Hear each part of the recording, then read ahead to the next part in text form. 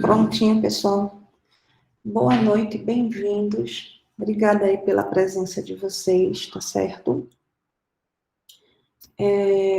Vamos começar hoje um assunto novo, mas é um assunto bem tranquilo, fácil e que muito utilizado por muitas empresas, principalmente por aquelas empresas que são da construção civil ou que não são da construção civil, mas que por algum motivo essas empresas elas trabalham com construções, né?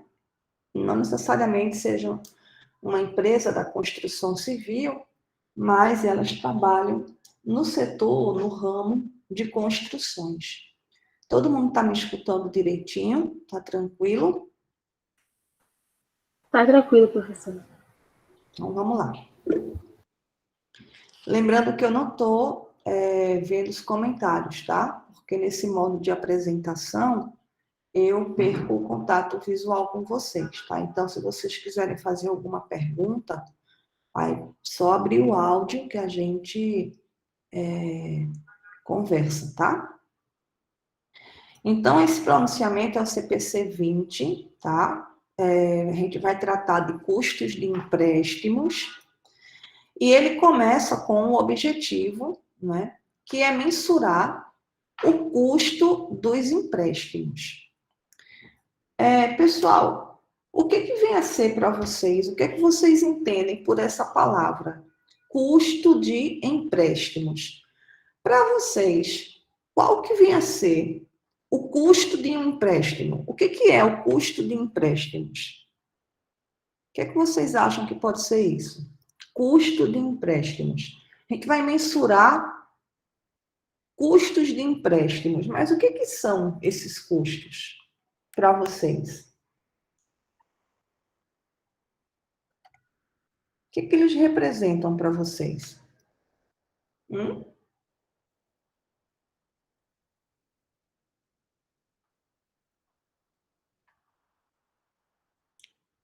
Meus amores? Professora, eu creio que seria o valor que eu pagaria no tempo pelo dinheiro que me é emprestado, né? Certo. Seria um custo-benefício. Mais ou menos. Vamos tentar melhorar essa resposta para ficar bem redonda. Todo dinheiro que a gente toma emprestado, né? Todo o empréstimo que a gente faz, o dinheiro no tempo, quando a gente pega emprestado, ele tem um custo, não é? Ele tem um custo por nós utilizarmos esse dinheiro, né? Que foi nos dado em empréstimo. Então, qual que é o custo que a gente paga por um empréstimo que a gente vai tomar ou que a gente tomou? Qual que é esse? Como é que é o nome desse custo? Ele se chama de Juros, professor? de juros. Juros ou multas? Juros. Então, o que acontece? O custo dos empréstimos diz respeito aos juros.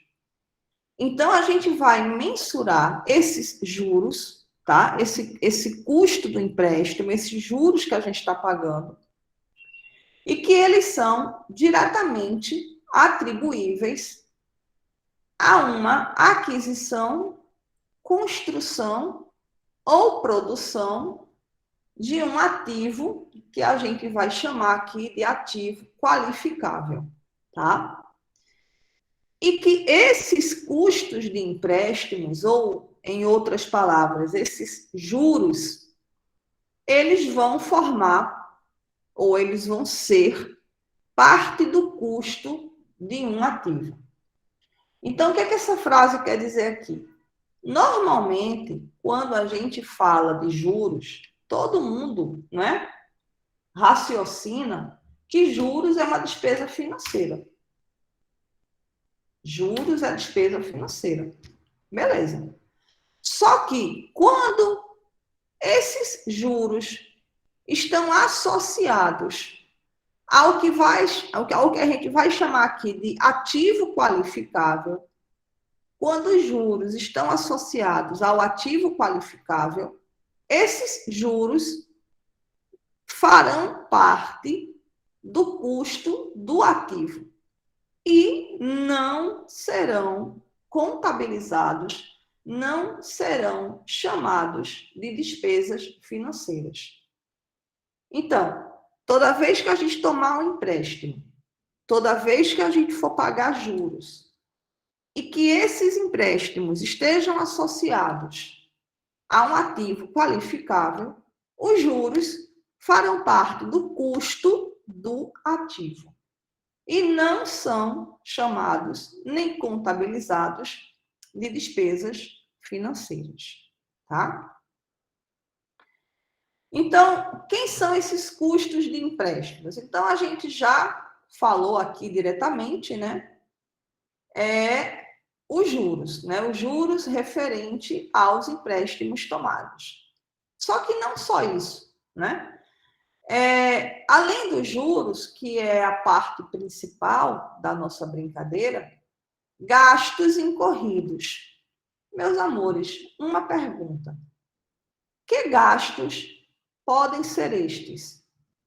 Gastos incorridos relacionados aos empréstimos. Pergunta. Que gastos podem ser esses? Quem Pode pode me ser dar uma... avaliação de cadastro, o custo do Taxas, banco, avaliação de taxas. cadastro, tudo isso aí que está associado à tomada do empréstimo. Despesas financeiras, né, que estão associadas aos arrendamentos, que é os juros do arrendamento. Variações cambiais, caso a gente esteja diante de um empréstimo em moeda estrangeira, né? Então, essas variações da moeda também estão associadas ao custo dos empréstimos. Então, a gente aprendeu, né, o que são esses custos, quem são esses custos, né? A gente aprendeu que quando esses custos estão associados a um ativo qualificável, eles não são despesas financeiras, eles são custos do ativo. E aí agora a definição do que é o ativo qualificável, né? Quem é essa criatura? Então a resposta é: um ativo qualificável é um ativo, tá certo? Que necessariamente ele demanda um tempo, né? Um tempo substancial para ficar pronto, ou para uso ou para comercialização. Só que o CPC, ele não diz, ele não determina que tempo é esse, né? Estamos lendo aqui, demanda um tempo substancial, né? Demanda um tempo substancial, essa é a palavra que ele usa aqui. Mas o que é um tempo substancial? Ele não diz. Porém, via de regra, é quando isso daí demora mais do que um exercício social, mais de um ano.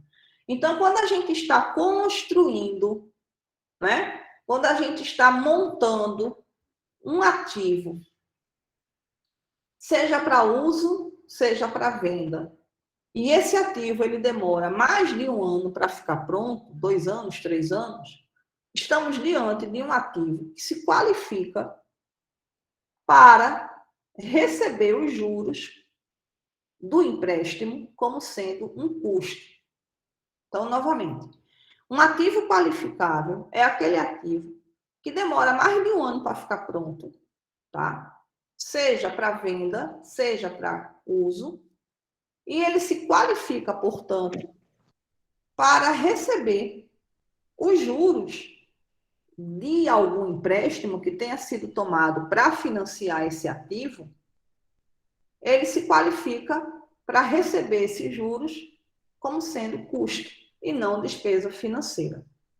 Então, essa é a definição do ativo qualificável. Ele se qualifica para que possa ser contabilizado sobre ele despesas financeiras como sendo custo do ativo. Até aqui tudo certo, pessoal? Tranquilo? Na paz? Tranquilo, professor. Por mim, tranquilo. Tudo certo, professora. Ai, oi, amor, tudo certinho? Tudo certo. Aí, alguns exemplos, né? Estoque. Então, vamos explicar que tipo de estoque se qualifica para que sobre ele, sobre esse estoque, juros possam ser contabilizados como custo. Que estoque seria esse? Quem é que pode me dar um exemplo de um estoque que se qualifica para isso? Que estoque seria esse?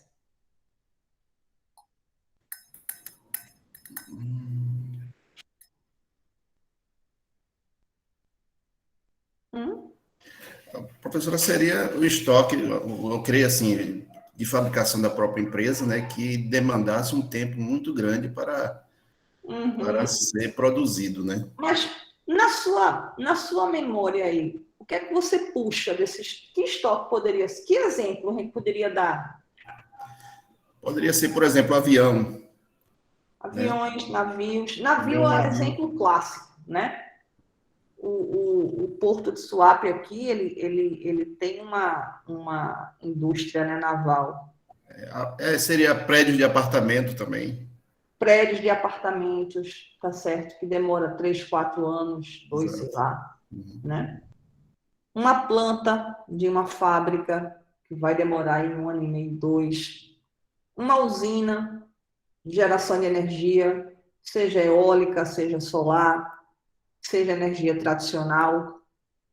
Um ativo intangível, e aí a gente pode pensar em vacinas, em, em essas pesquisas, né, farmacêuticas, essas descobertas farmacêuticas, né, que demora aí mais de 1 ano, né, a vacina para ficar pronta. Trata-se, então, de um ativo intangível. Uma propriedade para investimento, uma planta de um shopping, né? Uma planta de um shopping center, né? Se qualifica. Então, são estoques, né, que, para ficar prontos, estoques não, são ativos, me perdoe, que para ficarem prontos, você vai ter um tempinho aí de construção, de maturação, né? De formação. Pois bem, esses produtos, esses ativos que vocês estão vendo aí no slide, esses ativos aqui, eles se qualificam para contabilizar juros como sendo custo, né? E aí tem uma exceção, né? A norma, um stop, que são os ativos biológicos. Quem é que pode me dar uma dica sobre o que são ativos biológicos? Quem são eles? Plantações. Safra, né? Safra. São animais e plantas vivos, né? Isso. Isso, animais e plantas vivos. Porque a partir do momento que eles são abatidos, já não representam mais ativos biológicos, eles são estoques, tá? Então, os ativos biológicos não se qualificam, não são ativos que se qualificam, né? Por um motivo muito simples, porque os ativos biológicos a gente não interfere, né? A gente não produz. Ô, professora, uma área de reflorestamento, assim, numa propriedade, ela pode ser considerada também um ativo biológico? É total. Se bem que ela não será utilizada, ela fica lá como uma parte da propriedade que é exigida legalmente, mas ela sim ela pode ser considerada um ativo biológico? Ah, você está dizendo que você fez isso por uma imposição legal? Sim, exatamente. Essa terra é sua? Seria, assim, propriedade, né? Seria uma propriedade, né? Não estou Não seria tentando assim, ver um propriedade, exemplo, porque, na realidade, eu já vi esse exemplo em um município onde minha família mora, e realmente tem essa dificuldade de contabilizar isso aí. vamos lá.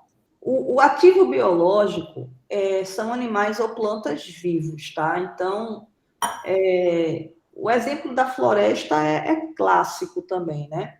Então, imagine que, eu vou dar um exemplo para poder fazer uma migração para a sua pergunta. Imagine que você é uma empresa de papel e celulose, tá? Uma Grafisa aí da vida. Não, nem sei se é Grafisa, mas enfim, papel e celulose.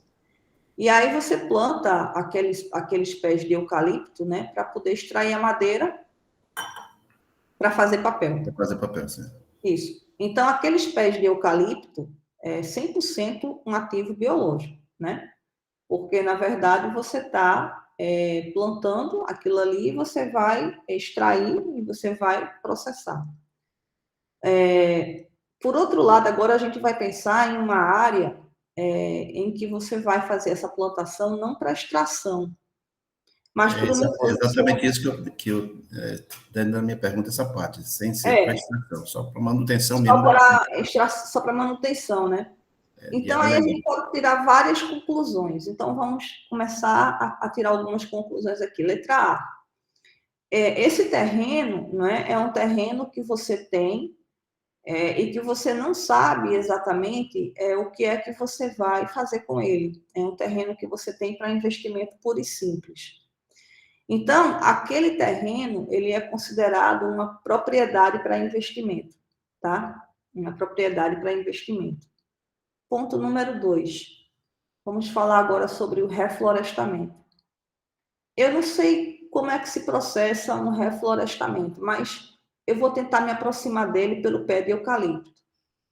O pé de eucalipto é um tipo de produção no qual a gente tem um custo, não somente do plantio, mas também da manutenção, da criação desse eucalipto.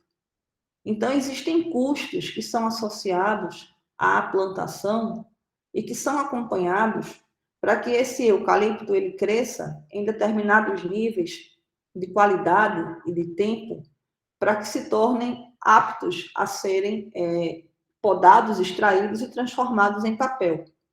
Então, existe aí uma formação de custos ou uma composição de custos sobre o pé de eucalipto que precisa ser corretamente mensurada, porque quando a gente for extrair o eucalipto para que ele seja, então, transformado em matéria-prima para a produção de papel, esse pé de eucalipto, ele carrega um custo e esse custo é o que vai formar o estoque, né? Então, quando eu extrair o eucalipto, que eu faço a poda, eu corto o eucalipto, o pé, né? Extraio o eucalipto, seja para vender ou para consumir, para fazer papel, então ele tem um valor intrínseco, que é o valor que veio desde a semente, né, até os gastos finais para que ele crescesse e se transformasse em um pé de eucalipto maduro, vamos colocar aqui essa expressão maduro.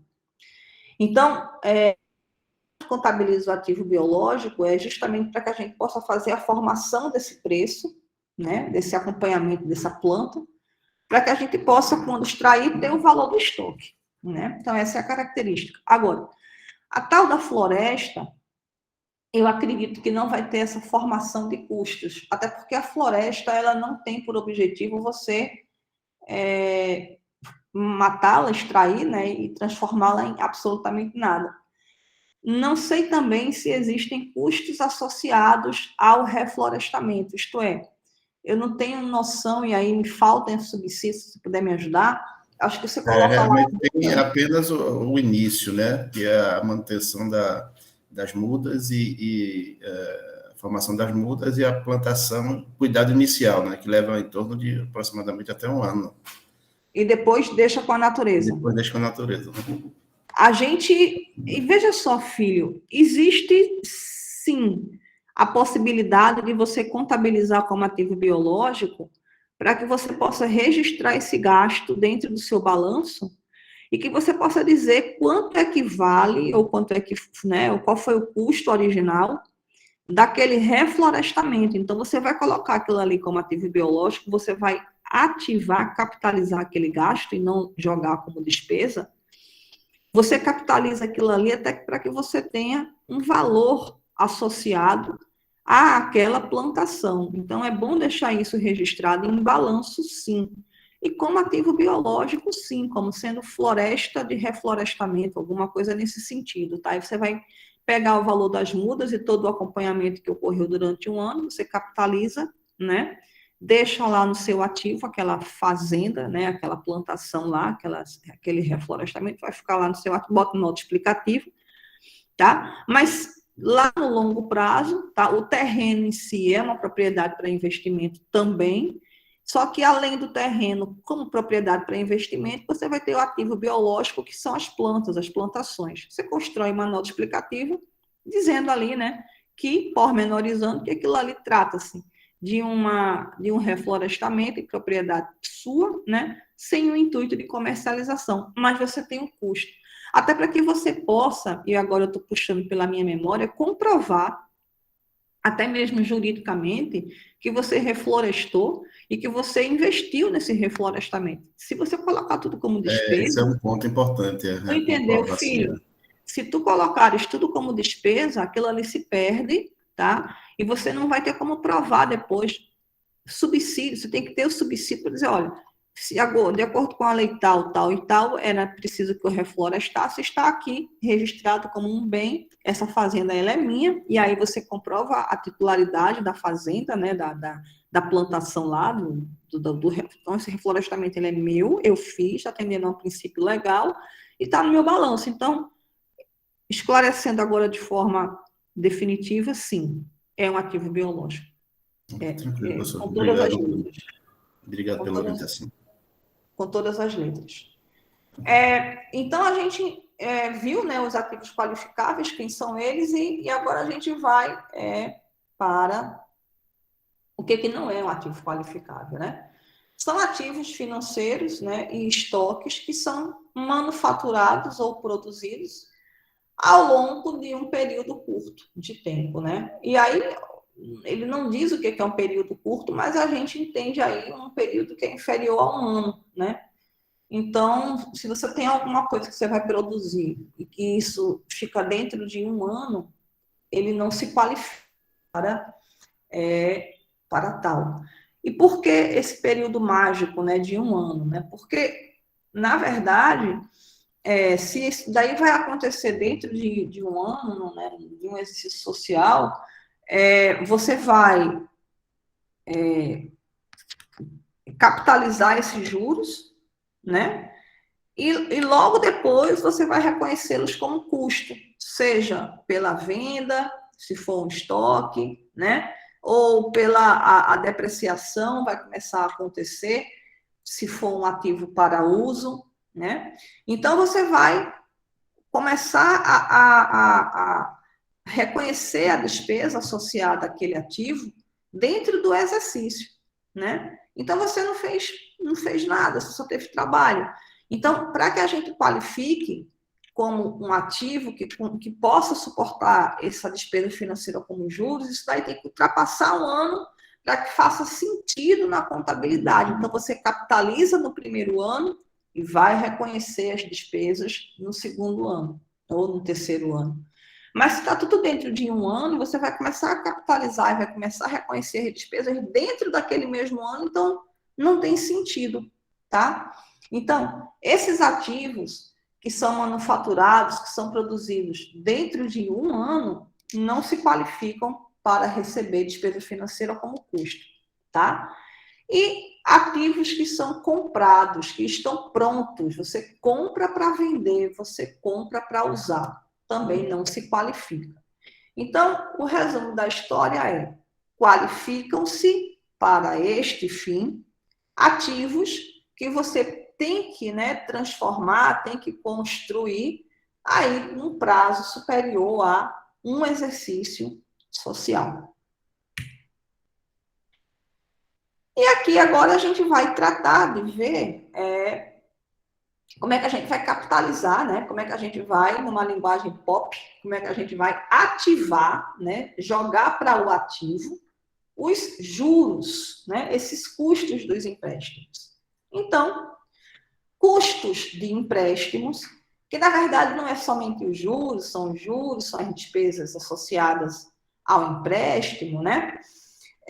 Diferença cambial, variação cambial. Então, esses custos, eles poderão ser capitalizados, eles poderão ser ativados se estiverem diretamente atribuídos à construção ou produção deste ativo qualificável, né? Esse ativo que demora mais de um ano para ficar pronto, desde que seja minimamente provável, né, que esse ativo vai resultar em benefícios econômicos futuros, né? E que esses custos dos empréstimos, esses custos desse ativo, possam ser razoavelmente mensurados, né? Então, eu vou ter um ativo que eu vou produzir de longo prazo, mais de um ano, tá? Então, todos os custos dos empréstimos associados a esse ativo, eu vou ativar, eu vou capitalizar. Agora, evidentemente, que eu preciso razoavelmente saber quem são esses custos, quem são esses valores, né? Isso tem que ser minimamente possível de ser mensurado. E aí eu tenho uma figurinha, né, que diz assim: se o empréstimo, né, está associado ao ativo, se o empréstimo está atrelado ao ativo, então esse ativo se qualifica para receber os juros como custo, né? Então, eu só tomei o empréstimo porque existe este ativo. Se por acaso o ativo não existisse, então o empréstimo também não existiria. Então, se eu tenho essa relação, eu tenho um ativo qualificável e eu tenho um empréstimo associado a ele, né? Então, o empréstimo é associado ao ativo se, na medida em que eu não tivesse este ativo, eu também não precisaria tomar este empréstimo. Turminha, até aqui tá tranquilo? Ficou claro para vocês? Perfeito, professor.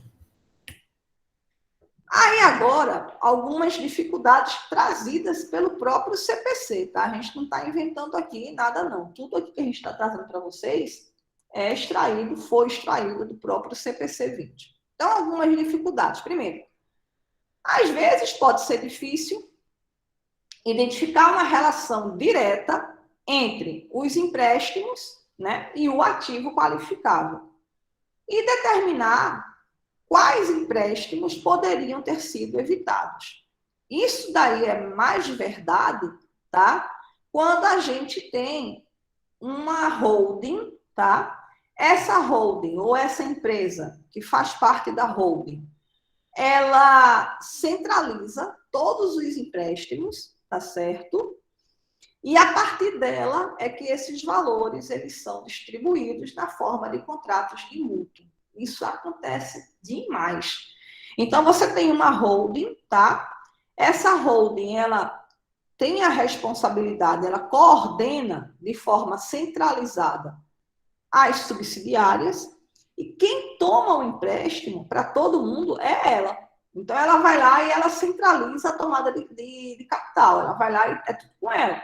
E a partir dela, você vai distribuir esses valores para N ativos nas empresas que são controladas por ela. Então, se isso for verdade, e eu repito, isso é muito comum, tá? Você está diante de um abacaxi, né? Porque como é que você vai saber, dentro daquele empréstimo principal, que foi tomado pela holding, quanto dele foi para o projeto A, para o projeto B, para o projeto C, né? Porque, na verdade, também a gente tem uma situação que você não toma um empréstimo, né? Você toma 2, 3, 4, então é uma carteira, é uma cesta de empréstimos que foram tomados e que esse conjunto de valores tomados emprestados vai para o ativo A, vai para o ativo B, vai para a empresa C e fica, né, aquela verdadeira sopa de letrinhas e você precisa ter um controle danado para saber quem é quem, qual vai para qual, e tem que ter isso controlado, porque senão você não vai conseguir fazer a capitalização correta. Tudo bem até aqui, pessoal? Tá de boa? Tudo ok, professora. Ok. Pronto, então essa é a figurinha, né? Você tem a holding, né? Então, sobre ela, você tem a tomada de empréstimos, né? Essa holding, ela tem duas empresas controladas diretamente, que é a empresa A e a empresa B. A empresa A, por sua vez, tem as empresas C e D, controladas por ela, a empresa E, controlada pela empresa B. Aí aqui começa, a empresa E tem o projeto A, tem o projeto B, tem o projeto C, a empresa D tem o projeto F, tem o projeto G, e aí danou-se porque você vai ter que sair da holding, tá? Que tomou 4, 5 empréstimos, que não tem associação direta com os projetos, e aí você vai ter que fazer um caminho, tá certo? Um caminho lógico, um caminho sensato, para que você possa partir dessa cesta de empréstimos e que você possa conduzir esses empréstimos que foram tomados para os diversos projetos que existem lá nas empresas finais. Aí isso dá um trabalho danado, tá? Mas nada que não se resolva com um bom sistema de controle. Tudo bem até aqui, pessoal? Sim, professora, tudo ok. Dificuldades também surgem quando a empresa usa um molho de empréstimo, né? Então, uma empresa não toma um único empréstimo. Se vocês forem prestar atenção, empresas de grande porte, caramba, elas têm 10 empréstimos, né? Empréstimos em moeda nacional, empréstimos em moeda estrangeira. Então, é um verdadeiro balaio de gato, como a gente fala, né? Então, você tem várias taxas de juros, com diferentes bases para várias empresas, e outras complicações vão surgir quando você tem moeda estrangeira no meio do balaio do gato, tá? Flutuações de taxa de câmbio, economias inflacionárias. Então, como diz a história, né? Para piorar é fácil. Mas, como eu estou dizendo para você, eu já vi várias situações reais que apresentam essas características, aquele balaio de empréstimo, né? É uma verdadeira holding, então ela tem para mais de 10, 15 empresas embaixo, e tem nessas empresas, empresas que são da construção civil, que fazem parte do grupo, então você imagina um balaio de gato. A empresa de construção civil, por sua vez, tem várias sociedades de propósito específico, várias SPEs, cada SPE é um empreendimento imobiliário, e aí todo empréstimo é controlado pela holding, tá? E isso vai descendo para as empresas do grupo via contrato de mútuo, é assim que ela controla. E, em resumo, haja planilha do Excel, haja sistema de controle, haja ERP para poder você mapear esses valores, esse caminho de valores dentro do grupo, né? É controle para dedé, tá? Falando assim, CPC é fácil, mas na vida prática tem que ter bastante controle. Mas dá para desenrolar, isso daí sai. Agora sai com um sistema de controle pesado. E ainda tem, que eu esqueci de falar, mas ao ver esse slide, empréstimos sem destinação específica. Ou seja, ela vai construir, ela está no projeto construir, e aí ela já tomou um empréstimo. E por que essa maluca fez isso? Por 10 mil motivos. Porque foi um custo de oportunidade, porque o dinheiro estava a um preço barato, tá? E aí ela pegou e tomou esse empréstimo, ainda sem que houvesse o ativo em construção, né? Ela tomou um empréstimo e ela ainda vai usar esse dinheiro para construir o ativo qualificável, tá? Então, nesse caso, ela deve determinar o montante dos juros que estão elegíveis para a capitalização, né, que já estão associados a ativos qualificáveis, que já estão associados a ativos em construção, e ela vai ter que ter o devido cuidado para separar aqueles... Vê só, vê como é que é. Na prática é assim. Ela tomou 4, 5 empréstimos. Aí, do empréstimo primeiro que ela tomou, uma parte desse empréstimo ela já está alocando para o ativo qualificável. Tá? Ela já está usando esse dinheiro para esse ativo que vai ser construído. Isso já está acontecendo. A outra parte deste mesmo empréstimo não está sendo utilizada para a construção. Então, se ela tomou R$1 milhão, né? 500 mil desse 1 milhão destina-se ao ativo que já está em construção. Os outros 500 mil ainda vai ser utilizado, né? Só que, quando a gente fala de despesa financeira, a gente fala de despesa financeira, a gente fala de juros sobre tudo, né? Os juros é sobre o principal lá. Aí, o que é que você tem que fazer na contabilidade? Vê a resenha.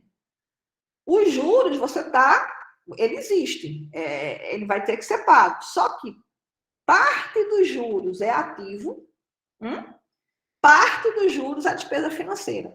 Aí, na prática, como é que você faz? Para não endoidar, né? Porque senão a contabilidade enlouquece. Aí você contabiliza tudo como despesa financeira, vai tudo para a DRE, e aí depois você faz o lançamento de ajuste. Você vai debitar o ativo qualificável e vai creditar a despesa financeira. Entendeu? Você joga tudo para a despesa financeira e depois faz o lançamento reverso para poder jogar para o ativo. Quanto, né? Aí você vai ter que fazer altas médias, né? Altas médias ponderadas, porque tomou 1 milhão, massa.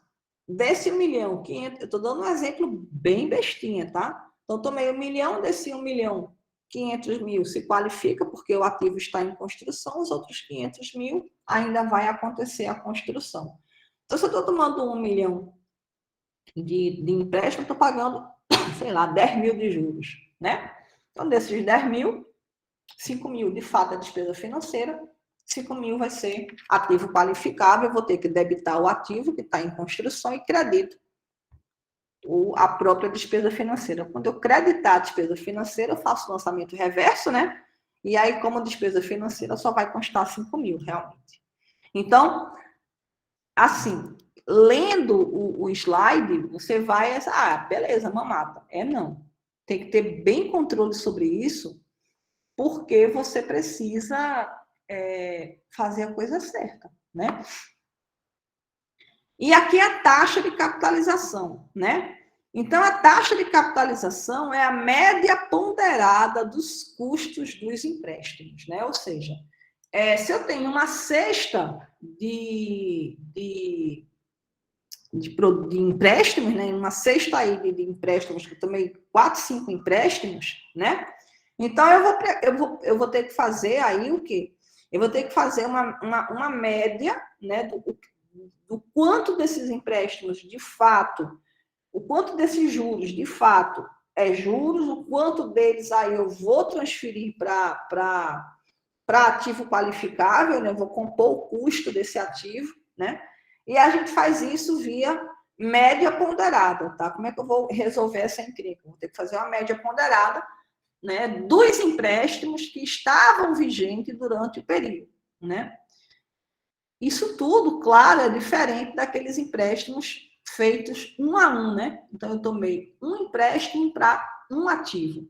Se eu tenho 1 a 1, massa, né? Beleza, não tem problema nenhum na minha vida. Agora, se eu tenho 4, 5 empréstimos, e aí vê a resenha, eu tenho 4, 5 empréstimos, eu tenho 7 ativos qualificáveis, desculpa, né?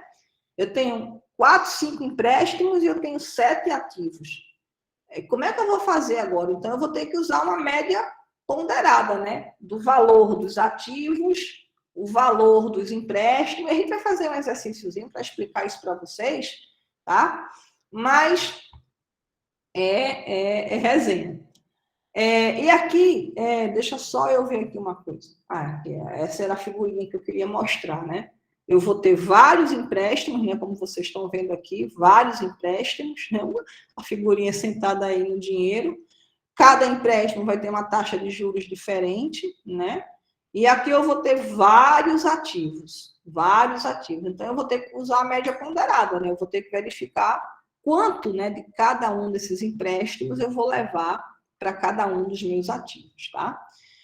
E ainda tem uma terceira situação, né? Que é o seguinte fato.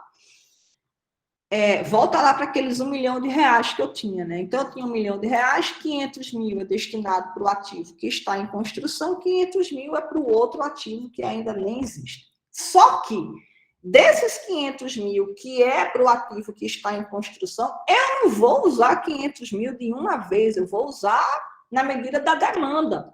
E o dinheiro que eu não estou usando, daqueles 500 mil, eu vou aplicar. Se eu vou aplicar, eu vou gerar o quê? Receita financeira. Essa receita financeira deduz o custo do empréstimo. Então, vê lá. Lembra do 1 milhão de reais? Aí peguei 500 mil para ativo qualificado, 500 mil não existe ainda nada pronto, né? Nada na agulha. Então, vai para lá. Aí, digamos que eu vou pagar 10 mil reais de juros. Um exemplo bem babaca. Então, 10 mil reais de juros. Então, o que a gente tinha estipulado? Que esses 10 mil reais, 5 mil é despesa financeira, 5 mil é custo de empréstimo. Só que eu vou aplicar o dinheiro. Então, do dinheiro que eu for aplicar, parte é receita financeira. Parte é dedução do custo do empréstimo. Turminha, tá todo mundo vivo? Professor, eu ainda não entendi se parte ser receita financeira e parte ser dedução. Isso tem que ver se o empréstimo total não foi para esse ativo, né? Porque se for todo para esse ativo, ele vai ter que ser deduzido completamente, né? Aí deduz completamente. É certo. Okay. Mas não é bem assim que a banda toca. Então, às vezes, isso é real. O que eu estou falando para vocês é exemplo real mesmo. A empresa ela toma 4, 5 empréstimos. Construtora, então, bicho, só Jesus, viu? Porque em empresas que trabalham com concessão, também acontece muito, energia elétrica e saneamento. Porque energia elétrica e saneamento trabalha muito com construção de obra, sabe? E essas obras, elas são financiadas. E não é um empréstimo só que elas tomam. Elas têm trocentos empréstimos para trocentas obras. Às vezes elas tomam... Oi, amor, diz. Sim, pode concluir, eu faço a pergunta. Às vezes elas tomam um empréstimo e a obra nem começou. Às vezes ela vai pegar daquele empréstimo que ela tomou só 20%. Entendeu? Aí o dinheiro todo vai ser aplicado. Porque o dinheiro não vai ficar na conta, isso não existe. Aí você aplica o dinheiro. Só que esse dinheiro vai gerar uma receita, né? Uma receita de aplicação de juros ativos, né? De receita financeira. Sabe o que é que tu tem que fazer? Parte desses juros é receita financeira e parte vai ser redução lá do custo do empréstimo, entendeu? Aí tu tem que ter um controlaço sobre isso aqui, senão você se embanana completamente e contabiliza errado. Professora, minha pergunta seria exatamente sobre isso. Assim que como o dinheiro também é tomado, pode ser de várias taxas, de vários, né? Pode tributar. Da mesma forma também, o valor que é investido para se obter receita pode ser também investido em vários tipos de instrumentos financeiros. Ativos. Né? Então, eu vou usar o mesmo critério das taxas ponderadas para essas receitas também, que é utilizada. Por exemplo, eu tenho vários investimentos em vários instrumentos. Isso dá um valor total. São vários tipos, mas também é feito por uma holding. Aí eu vou usar também o mesmo critério da taxa ponderada? Isso, para contabilizar a receita que tu está falando, né? A dedução, a receita, a dedução. O valor a ser deduzido também seria o critério, você vai perder a comparabilidade, aí vira uma sopa, um angu. Ok. Na próxima aula da gente, eu vou abrir o Excel e eu vou mostrar para vocês como é que a gente faz isso, como é que você tenta controlar, né? Porque eu te digo do fundo do coração, é um moído, porque dá um trabalho do cão, mas tem que fazer, senão vira uma bagunça, tá? Então eu vou pegar um Excel que eu tenho e a gente vai abrir, eu vou conversando com vocês, eu vou mostrar como é que a gente tenta controlar isso. Tenta não, né? Como é que a gente controla isso? Mas é bem bacana. E é uma coisa assim, muito recorrente, principalmente, viu, para quem trabalha com empresas de grande porte. Aí sim, porque aí elas têm muito isso. Mas deu o nosso tempinho. Pessoal, muito